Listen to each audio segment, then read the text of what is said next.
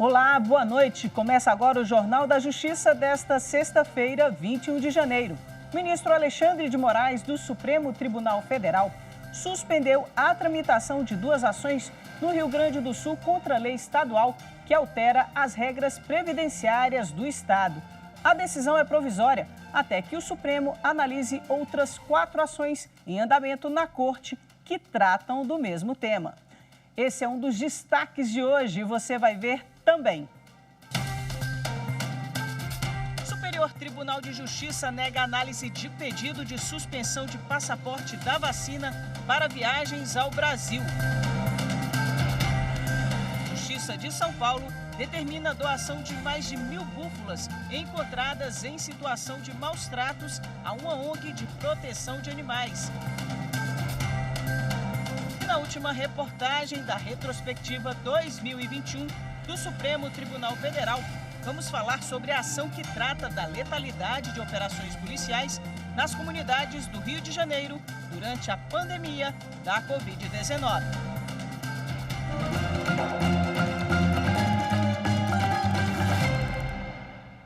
O ministro Alexandre de Moraes, do Supremo Tribunal Federal, suspendeu a tramitação de 2 ações no Rio Grande do Sul contra a lei estadual que altera as regras previdenciárias do Estado. A decisão é provisória até que o Supremo analise outras 4 ações em andamento na Corte que tratam do mesmo tema. Ao atender o pedido de suspensão feito pelo governo gaúcho, o ministro Alexandre de Moraes considerou pertinente o argumento de que, apesar de questionarem a reforma da Previdência Estadual de 2019, as ações na prática se referem à reforma da Previdência Federal, aprovada no mesmo ano, e que é alvo das outras 4 ações no STF. O ministro avaliou que a continuidade das ações no Estado poderia provocar decisões conflitantes com o entendimento da Suprema Corte, além de prejudicar a arrecadação estadual. O principal ponto da reforma questionado é a alíquota progressiva de contribuição. A mudança pode aumentar a arrecadação para a Previdência Gaúcha em mais de 523 milhões de reais só este ano. As ações contra esse aumento de contribuição foram apresentadas no tribunal por entidades que representam servidores e juízes estaduais. E o Ministério Público do Distrito Federal e Territórios pediu à Secretaria de Saúde detalhes sobre o plano de contingência para mobilizar leitos de UTI por causa do aumento do número de casos de Covid-19. O pedido sobre o plano de contingência foi feito pela Força Tarefa de Enfrentamento à Covid-19 do Ministério Público.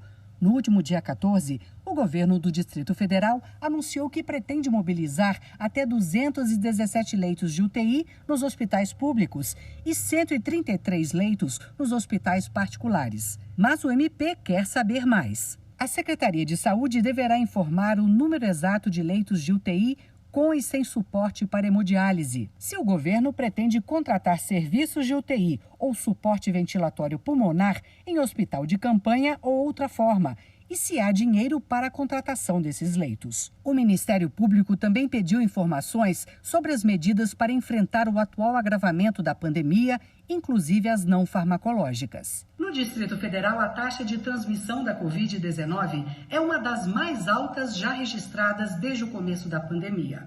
Hoje, cada grupo de 100 pessoas passa a doença para 258. E ainda sobre Covid-19, o vice-presidente do Superior Tribunal de Justiça, ministro Jorge Mussi, no exercício da presidência, negou a análise de pedido de suspensão de passaporte da vacina para viagens ao Brasil. Um brasileiro que reside no exterior queria ingressar no país sem precisar apresentar o comprovante da vacina contra a Covid-19. O ministro afirmou que a inadequação de mandado de segurança para a impugnação de ato normativo está prevista na jurisprudência do STJ e na súmula 266 do Supremo Tribunal Federal, que estabelece que não é cabível mandado de segurança contra a lei em tese. O ministro Jorge Mussi também entendeu não estar configurada, no caso, a urgência necessária para justificar a concessão da liminar pleiteada durante o plantão judicial, pois a viagem do autor do pedido está marcada para o mês de março. E em São Paulo, um homem foi condenado por não cumprir isolamento enquanto estava com Covid-19. É lei federal. O teste positivo para a Covid significa que o contaminado precisa se isolar imediatamente para não transmitir o vírus. Mas não foi isso que um homem no interior de São Paulo fez no começo de março de 2021, quando o Brasil enfrentava o pico da segunda onda da doença. A condenação veio agora. Ele vai ter que pagar uma indenização por danos morais coletivos no valor de R$ 3.000. O homem testou positivo e confessou que foi orientado a cumprir o isolamento de 2 semanas, mas que se sentiu ansioso e sufocado. E como estava sem sintomas, resolveu sair algumas vezes. Numa dessas, ele foi até um centro esportivo assistir uma partida de futebol e foi flagrado sem máscara. A atitude dele foi entendida pelo juiz da 2ª Vara da Comarca de Adamantina como um grave ataque à saúde coletiva da população. Para a Justiça Paulista, independentemente de ter havido contaminação ou não de outras pessoas, ficou comprovado o dano social com o comportamento, que além de não cumprir a lei, ele expôs a população diretamente. E o Conselho Nacional de Justiça retoma os julgamentos no dia 3 de fevereiro. No ano passado, o órgão julgou mais de 1.000 processos. Por conta da pandemia, as sessões foram realizadas de forma híbrida. Em 2021, foram 37 sessões plenárias com 1.011 processos julgados. A maior parte das sessões colegiadas ocorreu nas sessões virtuais. Foram 18 sessões com julgamento de 869 processos. Ao longo do ano, cerca de 70 resoluções e 30 recomendações foram editadas pelo CNJ para aperfeiçoar o trabalho do judiciário. Foram aprovadas políticas nacionais voltadas para as pessoas em situação de rua, a de proteção do direito ao meio ambiente e a de gestão da inovação no judiciário. Para o primeiro semestre deste ano, já estão agendadas 20 sessões de julgamento. A primeira sessão será em formato virtual e está marcada para o dia 3 de fevereiro. E a Justiça de São Paulo determinou a doação de mais de 1.000 búfalas que, segundo denúncia, passavam fome e sede numa fazenda na região de Brotas, no interior do estado. Os animais devem ser destinados preferencialmente a uma ONG de proteção animal. Essa era a situação dos animais quando a Polícia Ambiental recebeu uma denúncia anônima em novembro do ano passado. Elas estão com muitas escaras, tá vendo? E elas precisam ser levantadas várias vezes por dia. Esta búfala foi uma das que não resistiram. O cenário desolador provocou reações de ativistas e voluntários. Eles criaram uma campanha para ajudar as búfalas de Brotas, onde fica a fazenda. Após a operação, o dono da propriedade foi multado. Ele teve a prisão temporária decretada, mas pagou fiança e responde em liberdade. O fazendeiro nega as acusações. Justificou que a seca e depois a geada prejudicaram a alimentação dos bichos, criados a pasto. Além dele, outras 4 pessoas também são investigadas por maus-tratos. No começo do mês, peritos da USP e da Unesp divulgaram um relatório da perícia ambiental feita em carcaças encontradas na fazenda. O laudo traz a conclusão de que os animais passaram por mais de um período de estresse sem alimento e água. Desde novembro, as búfalas estão sob a guarda da organização não governamental ARA, Amor e Respeito Animal. Agora, a Justiça acolheu o pedido do Ministério Público e determinou que as mais de 1.000 búfalas sejam doadas à ONG. O juiz Rodrigo Carlos Alves de Mello destacou: cabe ressaltar que a medida é urgente, tendo em vista a grande quantidade de animais apreendidos que ainda estão na propriedade rural em questão, gerando gastos diários para sua manutenção, com perigo para a saúde dos animais e também da saúde pública, sendo necessária a imediata destinação para as entidades referidas na Lei de Crimes Ambientais. A equipe da ONG que está tratando os bichos comemorou nas redes sociais. Aos poucos, as búfalas ganham peso. A maioria está prenha. O nascimento dos primeiros filhotes traz esperança num pasto marcado por muitas perdas. E o Superior Tribunal de Justiça manteve a tornozeleira eletrônica e outras medidas cautelares contra um empresário denunciado na Operação Calvário 2, que investiga um esquema de corrupção na Paraíba. O vice-presidente do STJ, ministro Jorge Mussi, no exercício da presidência, negou liminar para revogar as medidas cautelares impostas ao empresário denunciado pela prática dos crimes de peculato, fraude licitatória, falsificação de documento público e organização criminosa no âmbito da Operação Calvário II. As investigações apuraram um suposto esquema criminoso na Paraíba, formado por agentes públicos e privados, que atuaria desde 2011 na contratação fraudulenta de organizações sociais, com pagamento de propinas milionárias para gerir os serviços estaduais de saúde e de educação. Em habeas corpus anterior impetrado no STJ, a sexta turma havia determinado a substituição da prisão preventiva do empresário por comparecimento periódico em juízo e também o proibiu de manter contato com os demais investigados. Após esta determinação, o Tribunal de Justiça da Paraíba fixou novas medidas cautelares, como o uso de tornozeleira eletrônica, o recolhimento domiciliar noturno e a proibição de se ausentar da comarca de residência. A defesa impetrou, então, novo habeas corpus no STJ, alegando excesso de prazo e sustentando que as medidas cautelares adicionais são desproporcionais e prejudicam a atividade profissional do réu. Mas, ao indeferir o pedido, o ministro Jorge Mussi ressaltou que o acórdão questionado demonstrou a necessidade de preservação das medidas impostas para garantir o êxito das investigações. Segundo o vice-presidente da Corte, não foi possível verificar flagrante ilegalidade que autoriza o deferimento da liminar em regime de plantão. O mérito do habeas corpus será julgado pela sexta turma sob a relatoria do ministro Sebastião Reis Júnior. Veja a seguir, após divórcio de um casal, a Justiça do Distrito Federal autoriza o descarte de embriões que sobraram de um processo de fertilização in vitro.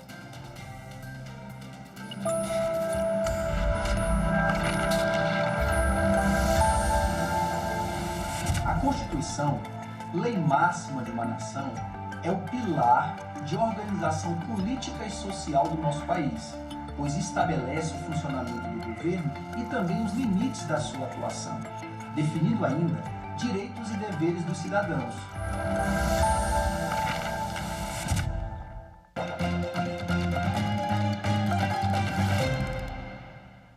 O Tribunal de Justiça do Distrito Federal manteve a autorização para o descarte de embriões congelados de um casal que se divorciou.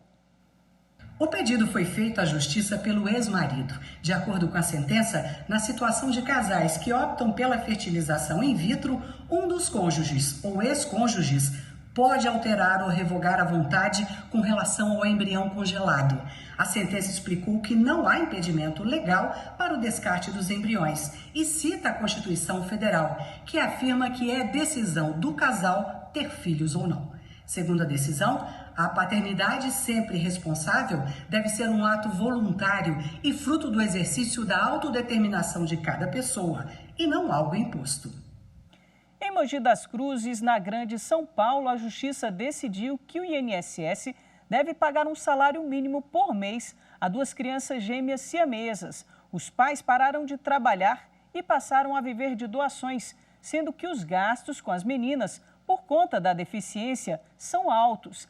Além disso, segundo a perícia judicial, a cirurgia de separação requer diversas etapas e o tempo para ocorrer é imprevisível. A juíza do caso considerou que está previsto na Constituição que garante um salário mínimo de benefício mensal à pessoa com deficiência ou ao idoso que comprove não possuir meios de prover o próprio sustento e nem ajuda da família. E o Conselho Nacional de Justiça suspendeu a posse do juiz Robson Barbosa Azevedo como membro do Tribunal Regional Eleitoral do Distrito Federal. O CNJ apontou supostas nulidades durante o procedimento de eleição para titulares do TRE. A posse do magistrado no Tribunal Regional Eleitoral do Distrito Federal estava marcada para hoje. Com a decisão do Conselho Nacional de Justiça, o juiz não vai poder assumir o cargo de membro titular até a revogação da decisão provisória ou análise do mérito do caso pelo plenário do CNJ. O pedido de reconsideração apresentado ao Conselho apontava ilegalidades no processo de votação no Tribunal de Justiça do Distrito Federal, que elegeu Robson Barbosa Azevedo ao TRE. Entre as nulidades mencionadas estão a votação não ter sido realizada de forma secreta, o processo não ter sido distribuído ao relator, a eleição não ter tido quórum mínimo de 2/3 para a deliberação do Tribunal Pleno e a falta de divulgação do pleito para que outros magistrados se candidatassem.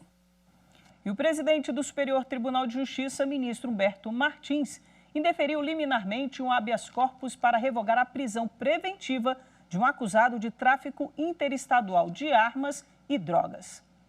O homem foi denunciado por integrar suposta organização criminosa de tráfico de drogas e de armas de grosso calibre e lavagem de dinheiro. Em outubro do ano passado, uma operação da Polícia Federal cumpriu cerca de 240 mandados de prisão em 10 estados. No habeas corpus, a defesa argumentou que houve fundamentação genérica para justificar a imposição da prisão preventiva. Alegou também a ausência de realização de audiência de custódia e a presença de condições pessoais favoráveis para a concessão da liberdade provisória. O ministro Humberto Martins afirmou que os argumentos da defesa não podem ser apreciados pelo STJ enquanto continuar pendente de análise o mérito de outro habeas corpus, impetrado no Tribunal de Justiça de Minas Gerais, que negou a liminar pleiteada. Humberto Martins ressaltou que, segundo a jurisprudência do STJ e do Supremo Tribunal Federal, não cabe ao Tribunal Superior julgar habeas corpus contra o indeferimento de pedido de liminar na instância antecedente, salvo se houver flagrante ilegalidade, o que não foi verificado no caso. E o vice-presidente do Superior Tribunal de Justiça, ministro Jorge Mussi, no exercício da presidência, indeferiu liminar em habeas corpus apresentado pela defesa de um homem preso em São Paulo por supostamente fazer parte de um grupo que praticava o golpe do motoboy. Segundo o Ministério Público Estadual, membros da organização criminosa ligavam para as vítimas se passando por funcionários de instituições financeiras. No contato telefônico, o falso funcionário informava ao cliente sobre uma compra suspeita com seu cartão de crédito, que poderia ser uma tentativa de fraude. O cliente era orientado a ligar para outro número, que seria de uma central de atendimento. E nessa ligação, um suposto funcionário solicitava a senha e os dados pessoais da vítima, avisando que um motoboy do banco iria recolher o cartão. Com os cartões das vítimas, o grupo fazia compras de valores expressivos. Na decisão de recebimento da denúncia contra 18 membros da organização, o juízo de primeiro grau converteu a prisão temporária em preventiva. De acordo com o ministro, o Tribunal de Justiça de São Paulo, ao denegar habeas corpus anterior, explicou os fundamentos para a manutenção da prisão preventiva, descrevendo em detalhes a conduta imputada ao réu. Para Jorge Mussi, não há ilegalidade a ser sanada neste momento. O vice-presidente da Corte apontou que a liminar requerida se confunde com o pedido principal do habeas corpus, o qual deverá ser analisado em momento oportuno pelo colegiado competente, após a prestação de informações pelo Tribunal de Origem e a apresentação de parecer pelo Ministério Público Federal. O caso está sob a relatoria do ministro Joel Ilan Paciornik, da 5ª Turma. A seguir, na última reportagem da retrospectiva 2021 do Supremo Tribunal Federal, você vai ver a retomada e a suspensão do julgamento da ação que trata da letalidade de operações policiais nas comunidades do Rio de Janeiro durante a pandemia da Covid-19.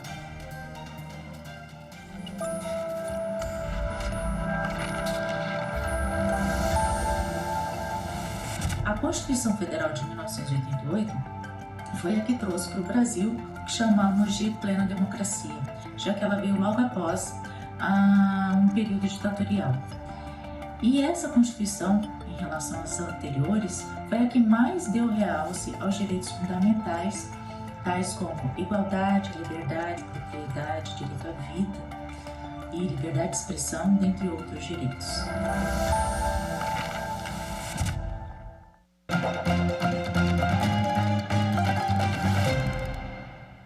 Na última uma reportagem da retrospectiva 2021 do Supremo Tribunal Federal, você vai ver como foi a última sessão plenária do ano. Os ministros retomaram o julgamento da ação que trata da letalidade de operações policiais nas comunidades do Rio de Janeiro durante a pandemia da Covid-19. O julgamento começou em maio do ano passado, mas acabou suspenso por um pedido de vista do ministro Alexandre de Moraes. Acompanhem como foi.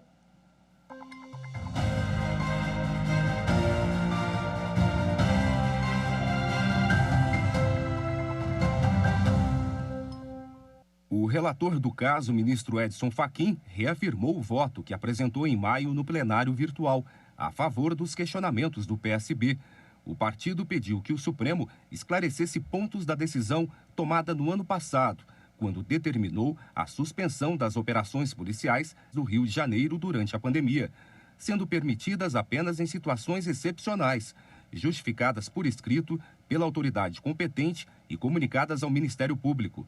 Na ação, o partido e outras entidades denunciaram o desrespeito à decisão com a violência e a letalidade da polícia. O relator listou uma série de medidas. Determinou que as investigações sobre o não cumprimento da decisão do Supremo, inclusive do episódio da comunidade do Jacarezinho, que terminou com 28 mortos em maio, sejam feitas pelo Ministério Público Federal. Destacou que as investigações de incidentes que tenham como vítimas crianças e adolescentes devem ter prioridade absoluta.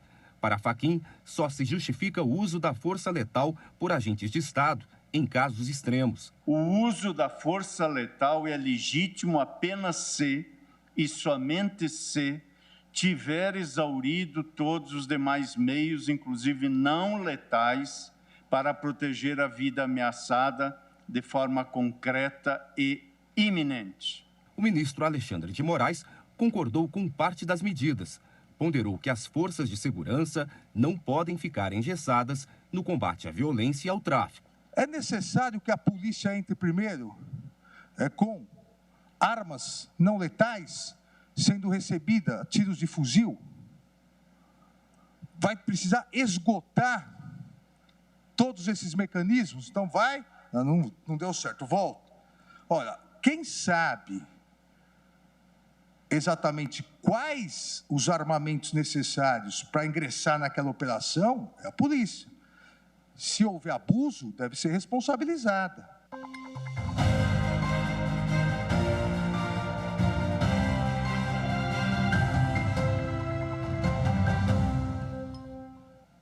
A última sessão de 2021 foi encerrada depois do voto do ministro Alexandre de Moraes. Segundo o calendário de julgamentos do STF para este ano, o tema poderá ser retomado na primeira sessão, em 2 de fevereiro.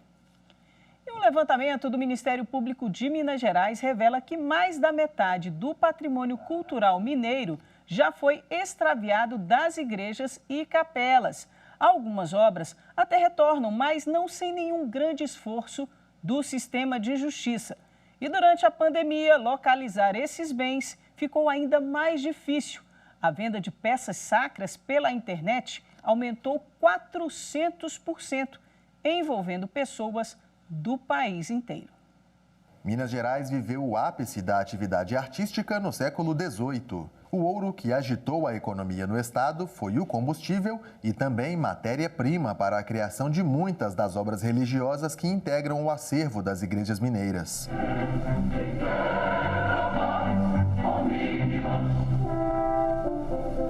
Trabalhos assinados por Aleijadinho e outros mestres do barroco chamaram a atenção e despertaram a cobiça de colecionadores e criminosos. O resultado foi um grande desfalque. Das peças que pertencem a Minas Gerais, 60% foram extraviadas. O ordenamento jurídico brasileiro tem apenas a Lei 4845. O texto proíbe que essas obras saiam do país, exceto para intercâmbios culturais com prazo determinado. De acordo com este desembargador, a ausência de normas exclusivas de proteção ao patrimônio cultural faz falta. Existe uma carência de uma legislação específica para a tutela penal do patrimônio histórico e artístico. Pois quando alguém suprime uma peça sacra, por exemplo, de um patrimônio tombado, ele está suprimindo não apenas um bem que tem um valor comercial que tem a fruição assegurada a todos ou a alguém especificamente. Não.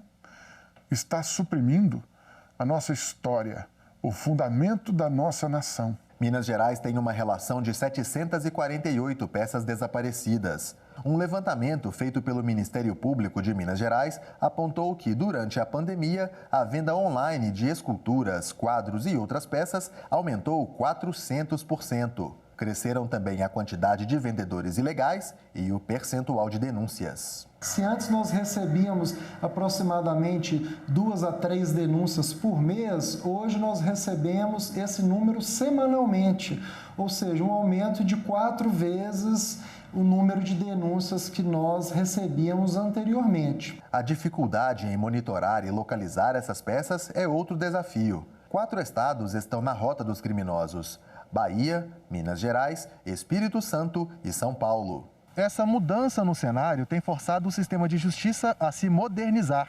Um aplicativo está sendo desenvolvido em parceria com a Universidade Federal de Minas Gerais. Nós vamos permitir com esse software uma consolidação de todos os bancos de dados atualmente existentes numa única plataforma, permitindo que qualquer interessado faça o acesso e verifique se aquela peça que está sendo comercializada no anúncio encontra-se cadastrado como bem cultural desaparecido. Imagens dessas obras e informações como detalhes de cores, adornos e tamanho vão alimentar o aplicativo e ficar à disposição para consulta em qualquer lugar do Brasil e do mundo. Quando as peças forem localizadas, se não ocorrer a devolução voluntária, o Código Penal pode ser utilizado para a aplicação de pena aos infratores. A reclusão, de 2 a 8 anos. Agora, as hipóteses de subtração dependem da situação, do que pratica. Se é um servidor público que tem o bem sob sua custódia, se é um servidor público que se aproveita do seu cargo ou função, se é um particular, enfim, há diversas hipóteses e as penas são diferenciadas. O Jornal da Justiça fica por aqui. Obrigada pela sua companhia e um ótimo fim de semana.